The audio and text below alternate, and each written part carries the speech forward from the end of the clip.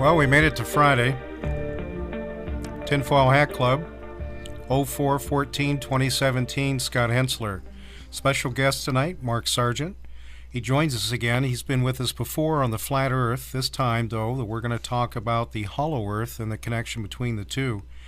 And I've addressed this in the past, but this time we're going to take a closer look. He's got some really in-depth information and some new updates that he has for us. And I want to go over a couple things before I bring him on here. Next week, I'm going to be revisiting Jezebel borderline personality disorders and their destruction.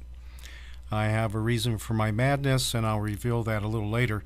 But in either case, as I mentioned before, we need to understand who is with us and who is against us.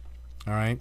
Now, that's also going to partially connect with last Wednesday's show. So if you haven't heard that, bring yourself up to speed. And reminding everyone in May 12th, 13th, and 14th here in Coeur d'Alene, Idaho, Hayden, that I'm going to have the Tinfoil Hat Club conference. And you can go to the tinfoilhatclub.com conference page and see the information, the presentation that we're going to give, but also flight information and a link for hotels if you're coming from out of town. If you're going to come from out of town, please RSVP, and you can use that too through the email link that I've got there. All right, so Hollow Earth, Solid Earth, what's really going on here? As I mentioned, I've had Mark come on tonight to bring us up to speed on this. Now, Admiral Byrd, even Charles Lindbergh, holes in the north and holes in the south poles. Just absolutely incredible, all the information that's been kept from us. And so I hope to bring more of that tonight with Mark. All right, so I've got you unmuted, Mark Sargent. Welcome, and go ahead and just take the floor. Oh, and thank you for having me, Scott. It's a pleasure to be here. And yeah, when it comes to the Hollow Earth and the Flat Earth, is there a connection? People have asked me that since really week one, and yeah, there is. As a matter of fact, we'll do kind of a recap from last time, which is that's how I got into Flat Earth. Was I was looking at Hollow Earth. In fact, I was so into Hollow Earth at one point. I remember vividly taking a road trip out to Mount Shasta in California, in the United States, to kind of look for, poke around and look for some old, seldom talked about Hollow Earth entrances. I thought that was kind of a cool thing. I really I loved conspiracies like that. And of course, all the caves and all the access points had been dynamited or welded shut, and everything was pretty locked down. But it was still kind of fun to think about, and that's when I really was, all the Admiral Byrd stuff was imprinted in my head. And for those of you who are kind of new to this, it's like, what are we talking about here? The late Admiral Richard E. Byrd, who took a rickety plane from in about 1926 up into the North Pole, and supposedly wrote in a diary that he turned into like a journey to the center of the earth type thing, where there was actual physical entrance at the North Pole, and he went inside it and saw this, the land that time forgot type scenario, which was cool. I totally bought into it, and I thought it was a really cool thing, and I still do. I still think it's really, really cool. But what was interesting was when I looked into it, that he didn't stay up there. So, planes were terrible in 1926, where our aviation was in its infancy in 1926. But from 1928 all the way up until his death in 1957, he spent the rest of his life looking for something via aircraft in the South Pole, otherwise known in the Flat Earth community as the outer rim or the outer marker or the outer edge, whatever you want to call it. Mm-hmm. And he was looking out, it was literally 1928 until 1957, better part of 30 years looking for something out there. And when you go online, you can watch a wonderful interview that he did in 1954 on the CBS television show called The Longines Chronoscope, and it's spelled Longines, and I believe it's a watch company. And it's a wonderful print. It was taken straight from a CBS affiliate, and the resolution is decent considering it's 1954. And he goes on to say, several little key points. One was that there was a huge expanse of land, bigger than the United States, past the South Pole, which he hadn't even seen yet, which meant that nobody's seen it because he was the leading explorer in the world at that point, and he flew his own planes. And that the entire Antarctic continent was made out of resource-rich materials, and that nations could be squabbling over this thing for years and years to come, and the people would be there forever. And again, that's what kind of led me into the whole flat Earth thing, because you can ignore a lot of stuff, but you can't ignore conspiracies that are bigger than money. And by that, I mean, even though Admiral Byrd went on television and he said that everything there that the world could ever want, there was an entire mountain range made out of coal, there was uranium, there was oil, there was minerals, and there's nothing you'd had to worry about. It's not like we were going to be chopping down any forest. There was no indigenous plant life, no animal life, except for the penguins on the beach, but those don't really count.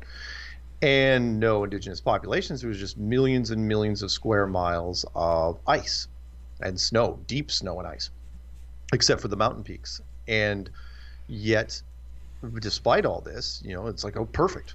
Just fire everybody up, get everybody down there, start carving the place up.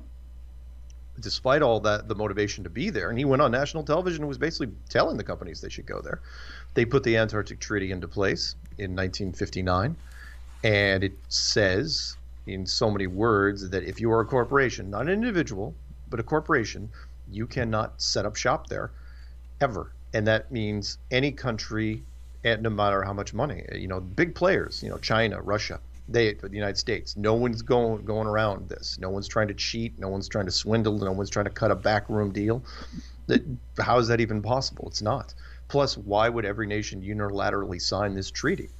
China needs the resources. Russia needed them after World War II. They were rebuilding. So were the UK, and the UK and Russia and Argentina and New Zealand and Australia and the United States, and Chile. They were all down there, and yet they all abandoned it because of something that Admiral Byrd found. And you guys hadn't figured out what I mean by now. I mean that way thousands of miles in from the beach was some sort of barrier, some sort of outer rim. Either that or he found another world on the other side. I don't believe it, though. I think we're in an enclosed system, hence the website enclosedworld.com. Mm-hmm. And that once they found out, it's like, holy smokes, look, we can go into it, but look at all the events that started happening after 1956. A lot of strange things started happening in this world. And it changed us forever. It changed how the government treated us as a civilization. Anyway, but so the Hollow Earth absolutely does dovetail into this. The reason is, because people say, well, you believed in Hollow Earth, but now you believe in Flat Earth. Can they exist simultaneously? Yes, they can. Because we don't appreciate how thin of a band of altitude that we exist in. And by that, I mean 95% of our population lives between sea level and 5,000 feet, a mile, give or take. And that's true. At about 7,000 feet up, we start getting altitude sickness for a certain percentage of the population. And once you hit like 10,000, 12,000, it gets really hard to breathe. So you wouldn't need much of a cavern system to supply an entire civilization, which kind of circles back around to what I've been kind of talking about, which is if an entire civilization can live, think about our airplanes, for example. Our commercial air traffic cap out at about 10 miles. Spy planes, if you believe the declassified stuff, cap out at about 20 miles. So if you had a ceiling on a cavern that was only 100 miles high, that's all you'd need. And you could keep an entire civilization in there, which kind of, again, goes back into what are we in right now? People say, well, what's the dome made out of? What's the ceiling made out of? Is it a heavy element? Is it a heavy water? Is it a frequency? Is it a solid structure? Is it a firmament like described in biblical texts? We could be in a hollow earth scenario, although it is so vast. I don't even know if you could call it a hollow earth, because we're more or less a snow globe. At that point, you just call it, a snow globe underground. But that's speculation mostly. Mm-hmm. Anyway, that's my rant. my opening rant. Well, I know that the Germans, or Hitler, Nazi, they certainly took interest in that. Yes. And my understanding from the Lindbergh flight logs and his diary that he ran into that. What do you know about that? Well, the Lindbergh story was an interesting one. There's two really good stories when it comes to conspiracies that, again, the general population just has no clue about. One was how the Russians kept World War I from happening in the 1860s. And the second one is how Charles Lindbergh, because pilots are notoriously competitive, like they treat it like any other organized sport, that Charles Lindbergh also discovered the Hollow Earth. Mm-hmm. And that's a very interesting story, because if you believe the Admiral Byrd diary, then you gotta give a little credibility to the Charles Lindbergh thing, which was that he went up there once he heard that Richard Byrd had done it, because Charles Lindbergh was equally a skilled pilot, if not better, and he took his wife up there. He and his wife took a flight to the same sort of region and also saw the same sort of scenario, but they took pictures while they were there. And the story goes that they actually came back to the States, and kind of like, explorers like to show off a little bit. That's the whole point of being an explorer. You don't want to anonymously discover something. You want to talk about it. That's why Richard Byrd was so great with press conferences, which is why he probably was offed a little early in his life, in his early 60s, after he discovered it, because they probably went to him. They said, are you going to keep this secret? And if you disagree, and if he was vocal enough, they said, look, he's going to do a press conference. He's going to blow the whole thing. So with Charles Lindbergh, he comes back with pictures, talks to the same sort of guys, and they say, yeah, you're not showing those pictures to anyone. This is not going to be a story in National Geographic. You are going to shut up about this and go on your way.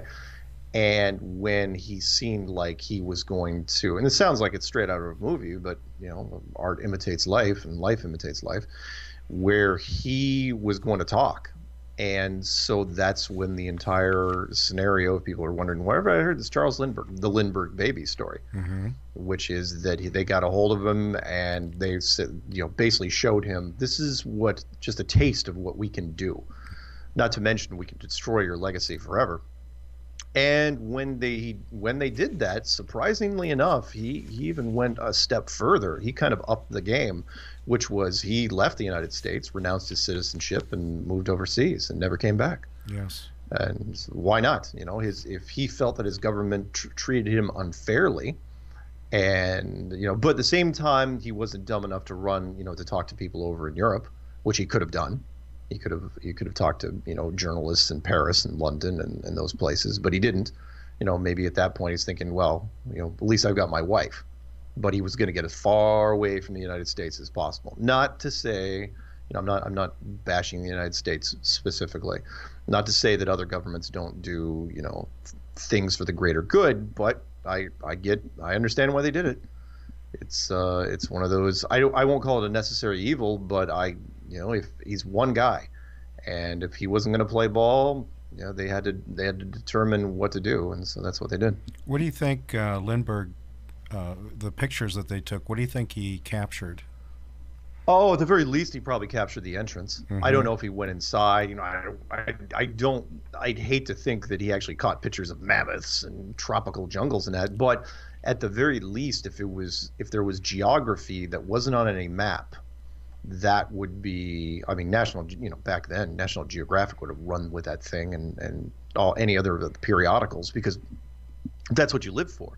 Back then, the media was so concentrated into just two forms. Radio was barely, what was radio even doing in the 1920s? Not much. And so you mostly newspapers and magazines. And people would have hung on every word, every written word. And it would have been striking to see. But again, if a secret is big enough, it can be kept. Especially in a situation like that, where most people have never even flown over the North Pole, or a commercial airliner where it come even close to it, as opposed to seeing it for themselves. I believe it's part of this system. Whereas the North Pole, and especially the southern outer rim, is so geographically foreboding, for lack of a better word. The negative reinforcement is so gradual, but so severe by the time you get out there that it scales up that nobody wants to go there. I mean, when's the last time you even talked to a person that said, I mean, it might be on somebody's bucket list. Oh yeah, I want to go to Antarctica and have my picture taken with penguins. But even when they go, that's all they do. They literally stay on the coastline. They maybe go on the beach for a second, say, "Oh yeah, I'm in Antarctica." You're not in Antarctica. And then you can get pictures. Royalty and celebs sometimes will do the South Pole thing, but they just go to where they say the South Pole is. Right. They're not allowed to roam freely. I've seen some video that apparently was from a Soviet space station where there was a large opening and something like an aurora borealis or some type of electromagnetic field was Yep. coming out of this thing. Is that something you've come across? No, and mostly, and I know that picture that you're talking about here. It's a cool picture. I love it. It's just a photoshopped image, though, because from our standpoint, there is no space, with a curved Earth to speak of, and I know this is kind of a shock to some people, but you got to remember the motivation. You think protecting what we'll do to protect some things like national security and government and corporate interests. For something like this, it's so big that you're going to fake a lot of stuff. And I mean, again, for people that are kind of new to this, I'm not saying that NASA is just fake. I'm saying the only reason NASA was even created in the first place was to fake it because they had to. So, with Admiral Byrd first discovering this hole, did this lead him to think that maybe there was one at the other end, and this is why he went to Antarctica? I don't think he had a choice. I think he was ordered. Look, he was a military guy. He was an admiral. He follows orders like anybody else. Now, when you get up to be an admiral, then you're following what chief of staff type people, the people that report directly to the White House, or higher bodies than that. I believe that older civilizations, and I take your pick here, the Illuminati, the Rosicrucians, the Bilderbergs, the Rothschilds, CFR, the Trilaterals, it doesn't really matter. Some of those groups actually knew what the world looked like. They may have had the ancient maps, copies of them, but until you have a technology that's beneficial to exploring, what do you really know? So, and I've said this on several other things where it's like, look, you're the king of France in 1500. You've got a map that shows what the world really looks like, which is the UN flag, basically.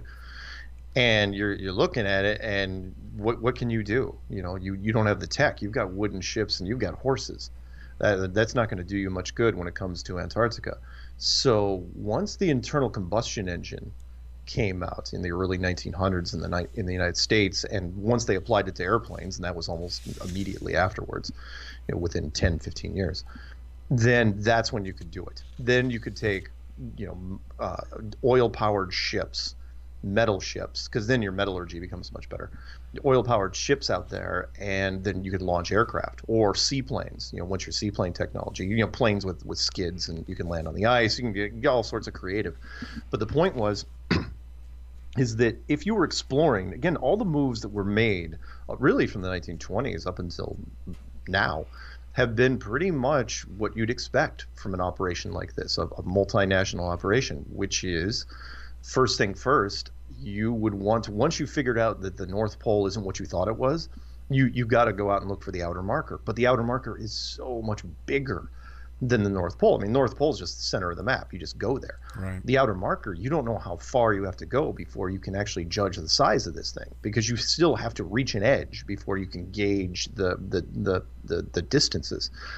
And so, yeah, I think they ordered him to the South Pole because, look, he's the greatest living explorer, and you had him during the peak of his exploring years for 30 years, 1928 all the way up until 1954, well, 55, 56. Better part of that, just flying around in the snow.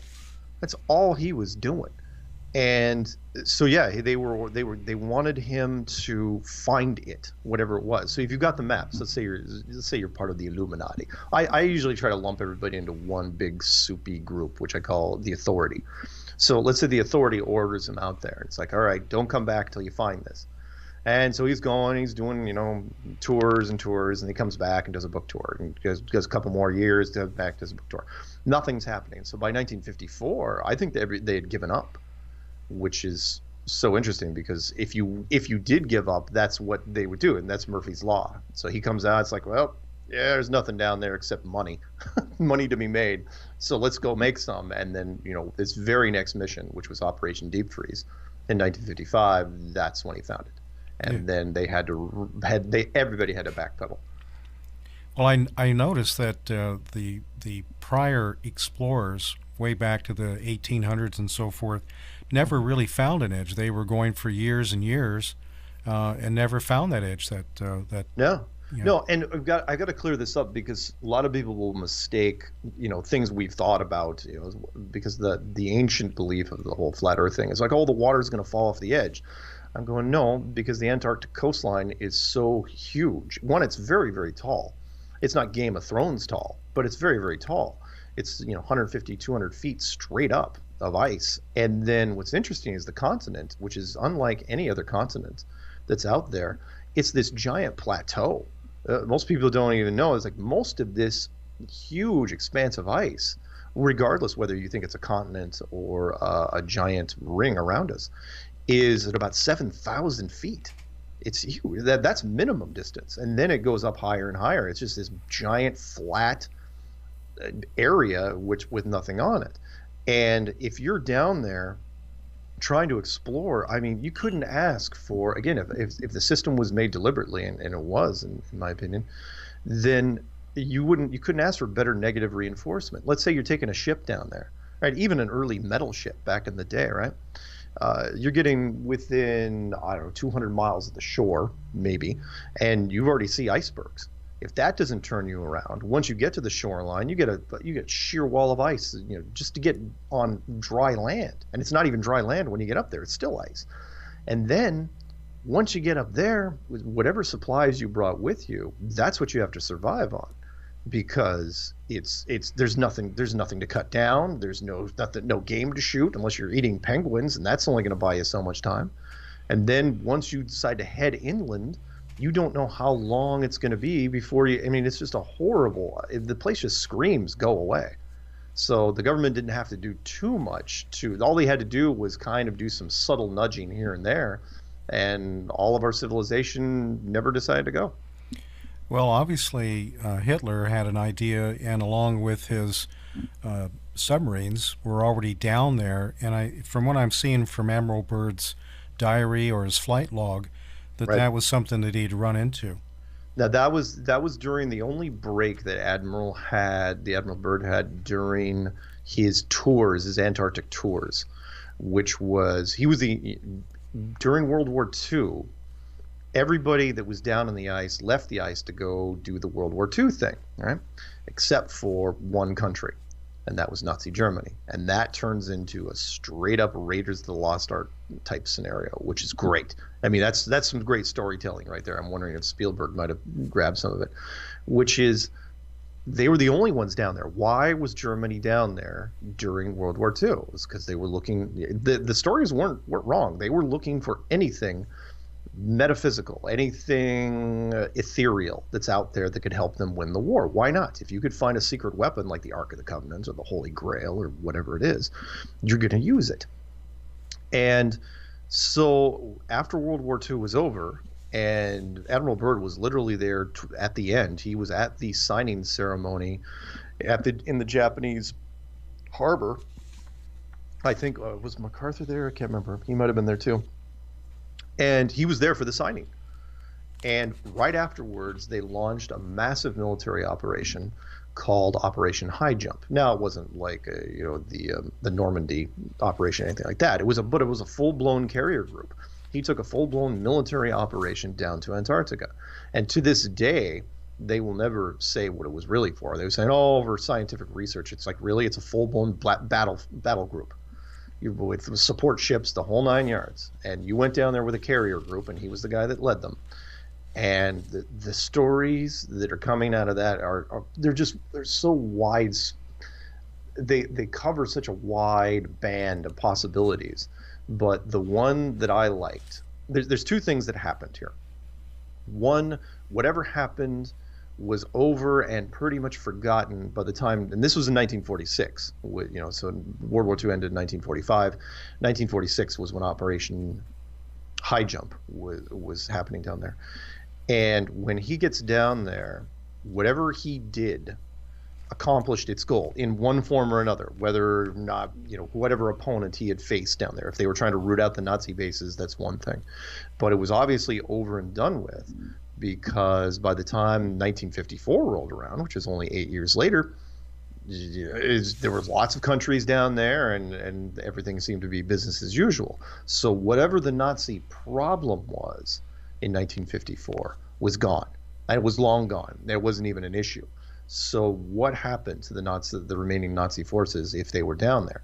Now, the story that I like was that, and I can't remember where I read it, but it was an interesting little story, was that there was some sort of ancient civilization down there. I'm not saying they're from another planet. I'm just saying that anything you think is a UFO is probably just older versions of us, older civilizations. You can, if you want to call them interdimensional, that's one thing, but they're not from Mars or Venus or anything like that. They're just from here. No different than what would happen if we all of a sudden, flew fighter planes over an Aborigine population that had never seen that before. Or we could go on and on. Like that one, what was that wonderful island tribe that we used them as a staging base for supplies for World War II. And we brought them all this cool stuff, their technology was way beyond anything they ever seen. And they were so sad that they wanted us to come back that they made Gilligan's Island versions of planes as altars, hoping that we would come back with these little planes. I thought it was fantastic. Anyway, where was I going with this? What was the initial question? heading in towards the ice, or the finding out about the Nazi bases. Oh yeah, the right. Nazi bases. So the story that I like, sorry, I go off into the weeds sometimes, and I completely lose track, and this is one of my gifts. So or curses. So when they went out there, if you believe the story, was that an ancient civilization was out there on the ice, and Germany knew it, and they didn't have the military forces to stop this carrier fleet, and so they asked this other, the old civilization for asylum, and the older civilization said, okay, you can come with us, but if you come with us, you can't come back. It's kind of like a junior high dance type of thing. Once you leave, you're not getting back in. And that was it. They left, but the rule was what the rule was. And I believe this. I believe in protocols, and that sort of makes sense to me. Which is, you wanna join the basement club and hang out with these other civilizations, fine, you can do it, but you're not going back to yours. That's it, because there's certain protocols that cannot be broken. It's sort of like the same argument that people will throw out there. Well, they'll say, people that try to dismiss UFOs, and I say, regardless whether the UFOs come from, you do understand. In fact, Star Trek did a little thing on this in not the last movie, but the one that was the one before this one, which was, you don't let the indigenous population see you in all what you're doing, because if they do, you can alter their history, especially if they're a religious-based culture. And that's why what never happens here. They say, why hasn't a UFO landed on the White House lawn? It's like, no, you can't. You can't just come down and shake hands, take pictures, sign a few autographs, and leave. You'd change everything. Even now, you would change something. I mean, forget about landing in the 1950s. I mean, let's say you did it back in the 1800s. If you did it in the 1800s, they had no idea what to do. If you were in the 1700s, you might think you were demons. And in fact, hundreds of years before that, you might think you were demons. And if anyone thinks that all this is kind of wild out there, I challenge you. You want to look at something, look at the greatest UFO event of all time, and you're thinking, oh, it's Roswell. No, it is not Roswell. It is the 1561 Nuremberg event.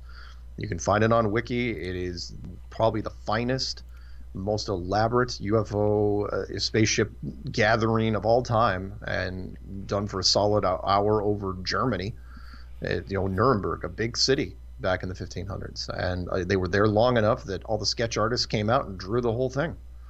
And you're thinking, okay, what's the point? The point is that protocols have to be in place. Older civilizations cannot interact directly and change the history or change the future of the civilization that's currently living on the surface. And which is why the 1561 Nuremberg event, none of those ships touched down. Nobody got out, talked to anybody. They just left. And I think if you want me to go into it, I can, but that's why the last group of ships that came in chased the others off. They were like the UN building or the UN troops. There's rules. Mm-hmm. And one of every civilization has to develop naturally. Kind of like our prime directive that we put in Star Trek. You don't want to, I mean, it's so easy to influence budding civilizations that you don't, if you want them to be authentic, you can't mess with them.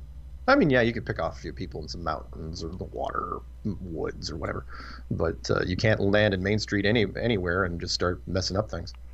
Anyway, well, when the military went down there, they did run into opposition. I'm sorry, say it one more time, you cut out. When the military went down there, they did run into opposition? I had heard that story as well. Mm-hmm. And depending on how far you want to go with it, yeah, I mean, I'd heard the stories about how the carrier group ran into advanced fighter technology and that they lost a few people and that they were beaten back, that they were driven back. Is it possible? Sure it is.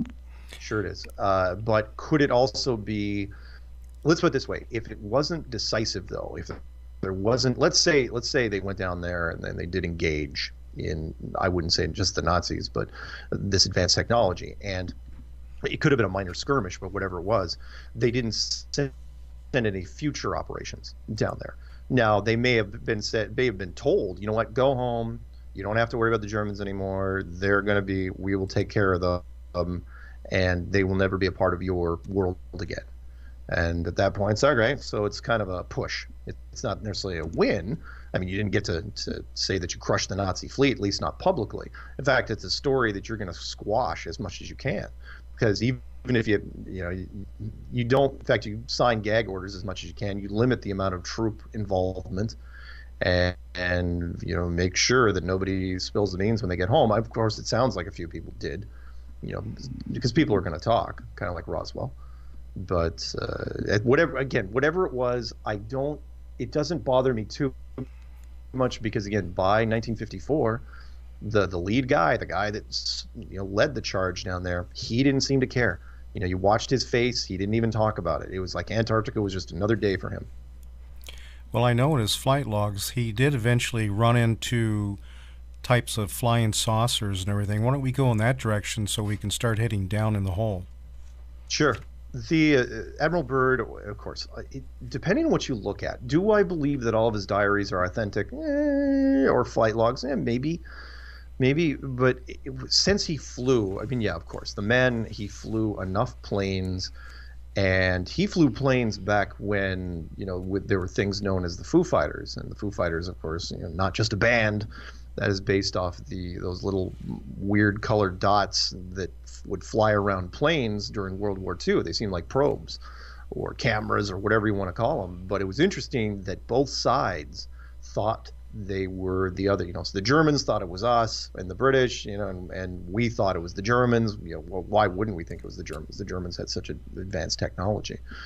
So, Admiral Byrd, of course he saw a lot of stuff, but he couldn't talk about it that much, because he was still considered, remember, spaceship, the whole UFO sci-fi world didn't even really come into existence till the later part of his life. The early movies, like the Day the Earth Stood Still and When Worlds Collide, they didn't come along till later, till the 50s. So whatever he saw, you didn't really talk about that much, because it wasn't that people would label you crazy, because people didn't know how to react. UFOs weren't even a real thing. You got to remember, the first coined term for flying saucer was Kenneth Arnold, which was up here in the Northwest, next to Mount Rainier, of all things, right, where he was flying above them, and a training operation where there was I say training because I've seen the same groups using night vision in Colorado, which is small ships, small craft, not very big, about the size of cars, maybe a little bigger, and they're all linked together by some sort of electromagnetic tether. And they, for safety reasons, nobody bumps into each other. It seems like, honestly, every time I watch them, it seemed like driver's ed. It's like, oh, I get it. You're teaching them to fly. It's very cute. But he saw them from above. He was flying. They were flying above the tree line in the northwest near Mount Rainier, and he said that's where he came up with the whole. They look like upside down tea saucers. They had that sort of dimension. So, are you still there? Yes. So when Admiral Byrd, from his logs and everything, it says how he then was surrounded and they took him to a certain point, or he saw an opening in the ice and all that. What do you think went on? Whatever that was either suppressed or discredited as much as possible. I mean, the only thing that I know about the diary stuff was, again, it's tough for me to look at it all, as you don't know which parts to pick out and believe. I mean, you can, everyone's got their favorites, of course, but if he was taken inside the core, or inside some sort of hollow earth theory, again, it wouldn't have to be very big, not at all. Even a 10-mile high opening would be nothing. It'd be more than big enough for a plane. Planes can operate in much smaller distances than that. But if he was taken in there and if it was of high importance, they would have kept him there. They would have made up reasons, and he would have kept going to the North Pole. But instead, again, he just kept doing South Pole, South Pole, South Pole, because, again, it made sense. At that point, you think about it, if you're the authority, you want to confirm what is going on. You want to confirm the old maps. And the first thing you need to do, again, is to create the boundary. And they did that brilliantly, because once you have the center point, okay, fine, let's find the first outer edge. That took a long, long time, even with refueling, which meant the outer edge is thousands of miles from the coastline of Antarctica. It's not like the Antarctica. The edge is not what everyone thinks it's this hard edge. Oh, the Antarctica, that's it. That's the edge of the world. No, it's probably thousands of miles inward, enough that if you have decent prop planes back in the 1950s, you still weren't finding it. And of course, you're going to search in a grid pattern. You're not, but eventually you're going to figure it out. But do I believe that everything they said about the North Pole was true? Maybe, or was it a decent distraction enough that it kept people from looking at the real target? Because that's how I got into flat Earth. Was I looked at the only reason I got into flat Earth was that when I was looking at Antarctica, Richard Byrd's name came up. In fact, if his name hadn't come up as many times down in Antarctica, I probably wouldn't have paid that much attention to it. And then, I started putting the things together, all the weird things, the high altitude nuclear weapons testing, and by the United States and Soviet Union, and then the Antarctic Treaty, and then NASA being formed, and then it just keeps going on and on from there. Well, I understand too that 2002, a California TV crew disappeared who went down there to film the documentation of some type of terrain underneath the ice. Do you know anything about that? Yeah, I'd heard about it.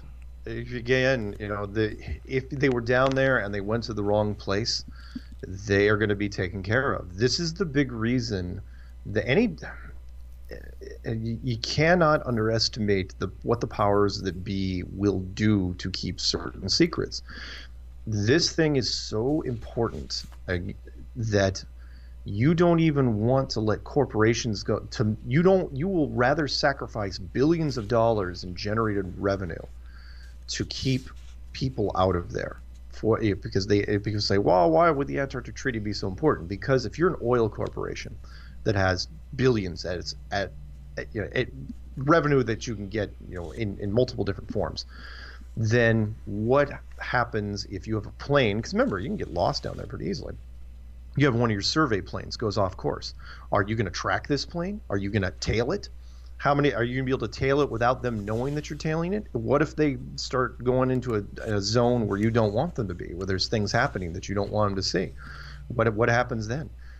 And then on top of that, if you are this corporation and you start encroaching on things, it's like, well, we want to survey this area and this survey this area. You get to the point where the government says, yeah, you can't go past this point. And you're the corporation. You go, why? Why not? It's like, well, national security. It's like, what are you talking about, national security? Nobody owns Antarctica. There's just too many weird, awkward discussions and situations where, as a government or the authority or the powers that be, you don't want to be involved in. So it's all or nothing. So at that point, you just tell them, it's like, you know what? It's just going to be easier if we just shut this whole thing down and not let anybody come in here. And it's worked. It's worked really well. What surprised me, though, is how well they've controlled the media side of things. Meaning, if I'm the head of, let's say, Exxon Mobil, right, and I've got a lot of money, I can frack in your backyard right now if I wanted to. I'm not only am I not allowed to go down to Antarctica, I'm not even allowed to talk about it. That's the part that raised eyebrows for me, which was, look, I'm the head of ExxonMobil. I know the editor at the New York Times and the Boston Globe and the Washington Post and so on and so on. Why can't I go into one of these newspapers and say, for years and years, and run a full-page ad? Full-page ads would have been fairly cheap back in the day. And say, it'd be really great for my company to go down to Antarctica.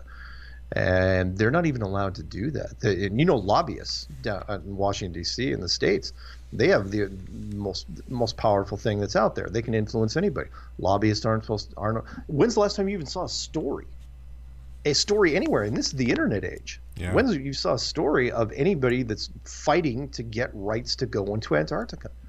It's unheard of. It's what's conspiracy is bigger than money, and this is it. It doesn't. This is beyond money. That money, because this goes into a whole culture fragmentation potentially of bad things that could happen. Look, if there's even a 2% chance that the population would turn to pitchforks and torches and start going after people, you're not going to do it. You're not going to. The board meeting on this decision to keep this thing a secret probably lasted about 10 minutes. And people's like, okay, what could happen that was bad? It's like, what are you talking about? You mean like educationally, financially, spiritually? Take your pick. The whole thing could come crumbling down around our ears in a matter of a month. It's like, yeah, okay, we're going to drag this thing out as long as we can.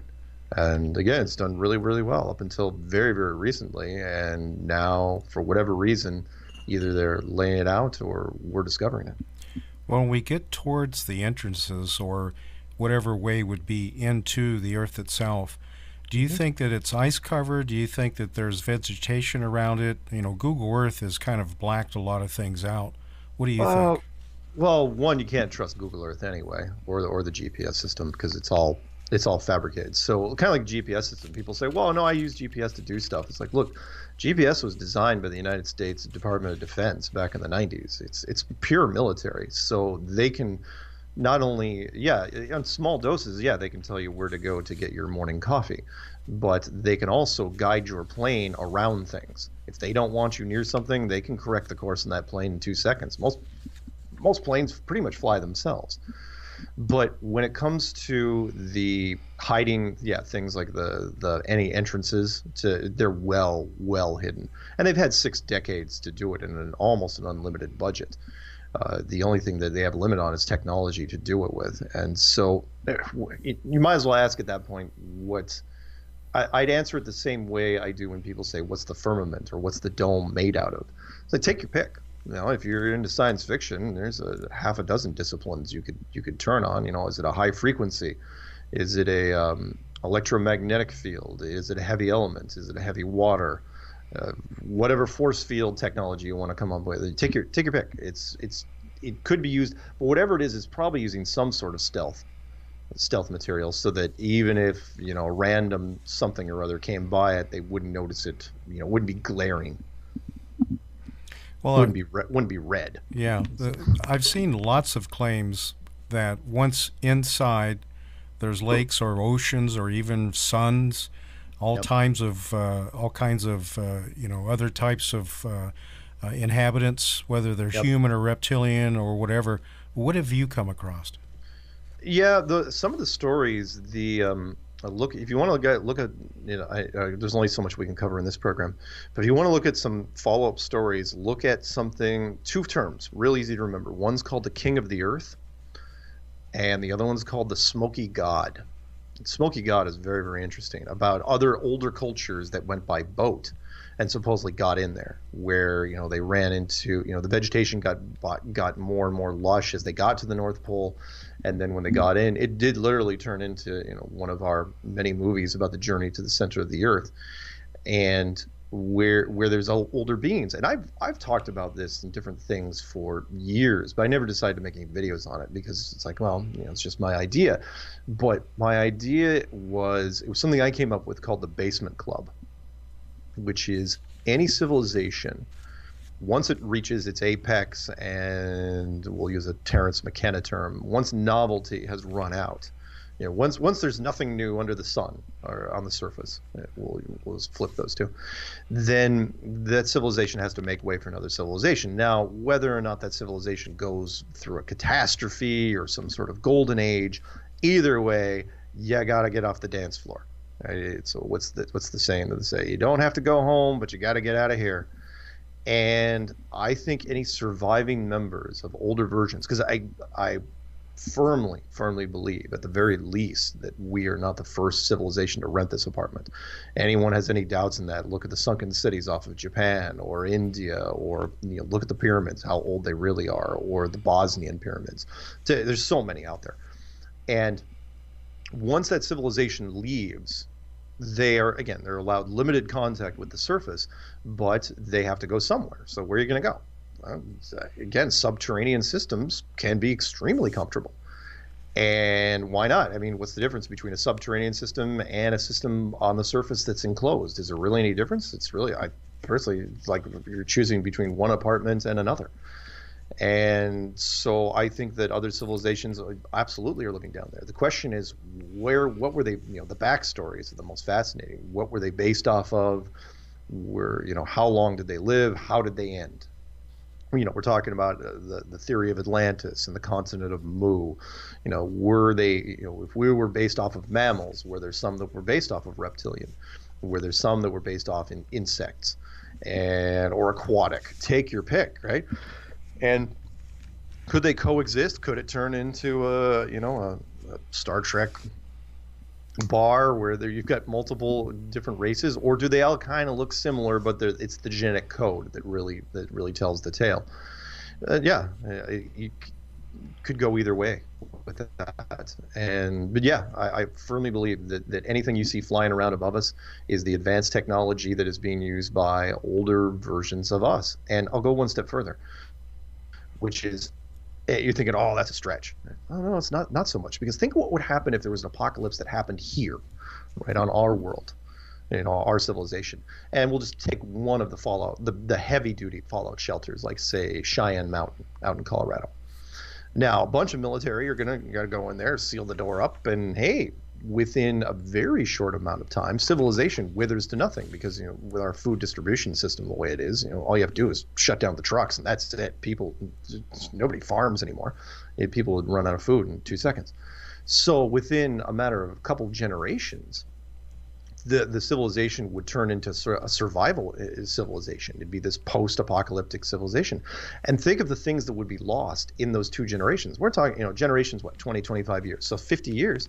Think of all the things that would be lost, like history. That's one of the first things you throw out the window. Language would be altered. Technology would be severely reduced. Who's going to teach anybody about tech?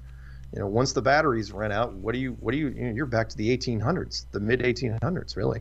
And a lot of it is lost. And then all of a sudden, let's say 50 years later, people in Cheyenne Mountain decided that they're going to let their helicopters out and start flying around.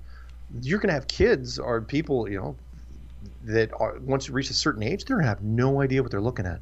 Never seen a helicopter before in their life. It might as well be gods. It might as well be angels, or metal birds, or whatever you want. Take your legend pick there, and it's fascinating how quickly things can change in that regard. So yeah, I think that everybody else out there is just us. It's just if we're version 7, who was version 6 and version 5? And of course, the big question, who was version 1? And if you're into the whole biblical thing, you probably got a few ideas on that. Yeah, I also think that potentially the oceans are other gateways into the earth. I think that is made obvious by the visual that people have seen how craft come out of the water. They're going somewhere, or at least Yeah. some kind of underground. But there's tramways underneath us. There's Yep. underground bases underneath us. There's even sightings of submarines emerging from lakes that border Nevada and California, Yep. and then they go back down again. So there's something that connects the oceans in this massive connection. So. Oh yeah, yeah, definitely. And you got to remember that the only thing, because a lot of people, in fact, I'm looking at one of my thumbnails right now. I was going to do it because if you're old enough, you remember the cartoon show called The Jetsons, which was the future version of the Flintstones. And everybody had flying cars. That was the big thing, those cool little flying cars that never ran out of gas, and great big huge windshields, and they were perfect. It was like, wow, I can't wait to get one of those. We should have had flying cars by now. And really, any UFO technology is based on this. It's based on the UF engine, the Unified Field Engine. Which is based on the unified field, the equation that has never been released, that Einstein supposedly was working on, and I think he finished, but he wasn't going to let us have it, which was the balance between electromagnetic waves and gravitational waves. And if you had a power source that could manipulate these two frequencies, then you could have a craft that could basically fly at any speed and with instant velocity with no g-forces, which is, it's amazing. Plus, it's an all-in-one vehicle. You even try to introduce a vehicle like that into our technology now. Well, one, you couldn't anyway, because once you have that, then you know where you are. Because the first thing you do is you just crank it and see how far it can go up. And once you realize what the world really looks like, well, then the jig is up. But the other thing is, if you try to release a technology like that now, the world economy would just self-implode, because it's an all-in-one vehicle. The standard UFO model, which we all know and love, is a car, it is a submarine, it is a spaceship, it is an airplane. It replaces all these things. It's like the iPad. They call it the iPad, like the everything killer, or the smartphone, the everything killer. And it's killed off a lot of smaller industries, but the UFO engine would kill off all the major industries. I mean, you're talking about simultaneously killing off rail, airplane, car, ship, and submarine, rendering all obsolete literally overnight. No, we couldn't survive that economically. There's too many industries tied to it, including the military. The military would have to rebuild from the ground up. Have you ever seen a connection with the Mariana Trench at all, with subterranean? No, not really. I mean, yeah, there's probably some entries down there to do different things. I mean, ocean entries would be quite convenient because, one, we had our deep sea bathyscaps. The deep sea vessels are very limited and it's very slow moving. And the only people that can get down to any depths of the military, and they can keep a secret for the most part, just if you just not show things on certain radars. So at that point, you just create some sort of, again, electromagnetic field, some entrance that, doesn't allow the water through, or, treat it kind of like a toilet thing where pressure keeps it going. And that's it, and you've got it. And then you don't have to worry about going into weird caves or flying too far north and too far south. You can just use the ocean. And since the ocean is everywhere, why not? And there's plenty of Navy personnel that have mentioned sightings over the years. Big giant craft that are coming in and out of the oceans, and maybe that's one of the keys when it comes to the oceans. Maybe the bigger craft have to use those because you otherwise you're getting too close to land, and it would be too visible. Well, I know that Bush Jr., when he was in office, he made the Mariana Trench off limits to everyone, and it's only a selected few of the military that are allowed to go there. So Sure. There's got to be something up with that. Well, Maybe. Go ahead. The movie The Abyss, one of James Cameron's first from the late 80s, kind of touched on that, where in fact, you wonder where they got that, because I think Bush wasn't Bush in office in 1988, 89, where there was this deep sea. The climax, the last hour of the movie was there was a giant spacecraft at the bottom of this very, very deep place of the ocean. Mm-hmm. And this private oil firm accidentally ran into it because it was a military conflict up top. And sure, why not? Again, if you have a UF engine, pressure doesn't mean anything to you. It's the field can hold anything. So water pressure, now granted, they move a lot slower underwater. They don't move 5,000 miles an hour underwater. But at the same time, you're still moving very, very fast. I mean, I've still heard reports of several hundred miles an hour under the water, which is extremely fast. The fastest boats I think we have can't even break 200. And that's on the surface. Yeah, I understand that some of the torpedoes, the theory of they have a little air bubble on the front of the tip when it goes through the water, and they literally can go several hundred miles an hour. It somehow reduces the friction, so I think that it is possible. Now, the area you live, is there a lot of UFO sightings in that area? The Northwest isn't as much, but I think that's mostly because of visibility issues.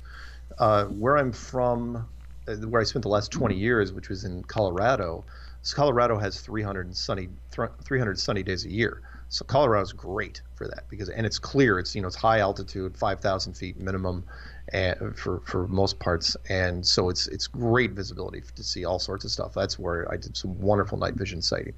Out here in the Northwest, though, there's a place down south of Seattle that gets 220 overcast days a year, which is, means you're not seeing anything really. It's very, very, very, very limited to what you can do here. Mm-hmm. I mean, I've gone on some clear nights and I have seen things, sure, but I have to wait for the clear nights. Whereas in Colorado, you don't have to wait at all. I mean, most nights are clear. Yeah.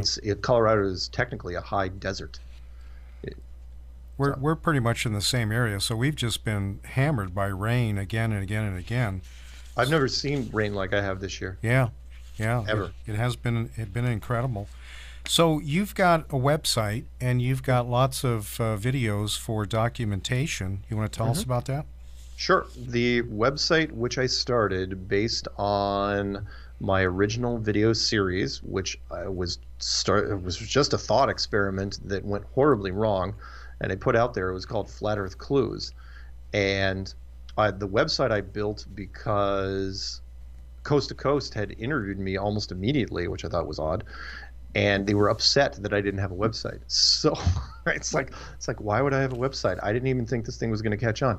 So the website is called enclosedworld.com, because not only do I believe that the world that we live on is flat, I believe that it is a giant enclosed system, like a terrarium / planetarium / wildlife preserve / Truman Show / Hollywood backlot. It's basically you're in a building, is what I'm saying, and the building is so big that you can't see the boundaries, and we figured it out. The government figured it out in the 1950s, and they decided not to tell anybody. The videos, all the videos, if you go online, all you have to do is go to YouTube. That's probably the easiest way, and type in, if you want to see my stuff, type in Flat Earth Clues, 3 words, Flat Earth Clues, or you can just type in Flat Earth and you can see everybody's, and there's a huge amount of content now. I'm just envious of anybody that gets into this concept now, because the wall of content, you'll lose sleep for weeks. And I got to warn the people that are listening, if you try to get into it, first off, if you are happy with the life that you're living and you don't want to mess with it, sort of the Neo Matrixy thing, don't look at this. Don't do it.